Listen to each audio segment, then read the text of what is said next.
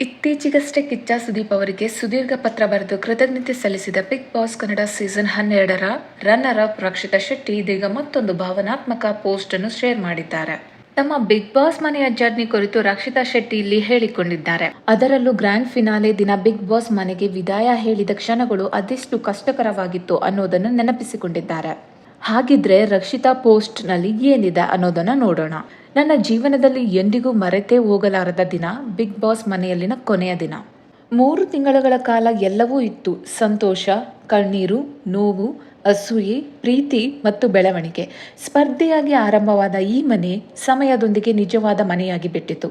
ಭಾವನೆಗಳು, ಬಾಂಧವ್ಯ ಮತ್ತು ಅನೇಕ ನೆನಪುಗಳಿಂದ ಕಟ್ಟಿದ ಮನೆ ಅದು. ಇದು ಕೇವಲ ಒಂದು ಪ್ರಯಾಣವಲ್ಲ. ನಾನು ಇಲ್ಲಿ ಅನೇಕ ಸಂಬಂಧಗಳನ್ನು ಕಟ್ಟಿಕೊಂಡೆ. ಬಹಳಷ್ಟು ಅಣ್ಣಂದಿರು, ಅಮೂಲ್ಯವಾದ ಬಾಂಧವ್ಯಗಳು, ಇವು ಸದಾ ನನ್ನ ಹೃದಯದಲ್ಲಿರುತ್ತವೆ. ಸುದೀಪ್ ಸರ್ ಮನೆಗೆ ಪ್ರವೇಶಿಸಿದ ಕ್ಷಣ ತುಂಬಾ ಸಂತೋಷ ತಂದಿತು. ಆದರೆ ಮನೆ ಬಿಟ್ಟು ಹೊರಡುವ ಸಮಯ, ಅದು ನನ್ನ ಜೀವನದ ಅತ್ಯಂತ ನೋವಿನ ಕ್ಷಣಗಳಲ್ಲಿ ಒಂದಾಗಿತ್ತು. ಈ ಎಲ್ಲಾ ತಿಂಗಳುಗಳ ನಂತರ ಈ ಮನೆಯನ್ನು ಬಿಟ್ಟು ಹೋಗುವುದು ಸುಲಭವಾಗಿರಲಿಲ್ಲ. ಇಂದಿಗೂ ಆ ನೋವು ಮನಸ್ಸಿನಲ್ಲಿ ಉಳಿದಿದೆ.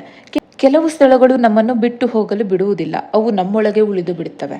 ಮನೆಯ ಹೊರಗಿದ್ದ ನನ್ನ ಜನರಿಗೆ ಹೃದಯಪೂರ್ವಕ ಧನ್ಯವಾದಗಳು. ನಿಮ್ಮ ಪ್ರೀತಿ, ಬೆಂಬಲ, ಪ್ರಾರ್ಥನೆಗಳು ಮತ್ತು ಮತಗಳು ನನಗೆ ಶಕ್ತಿ ನೀಡಿದವು.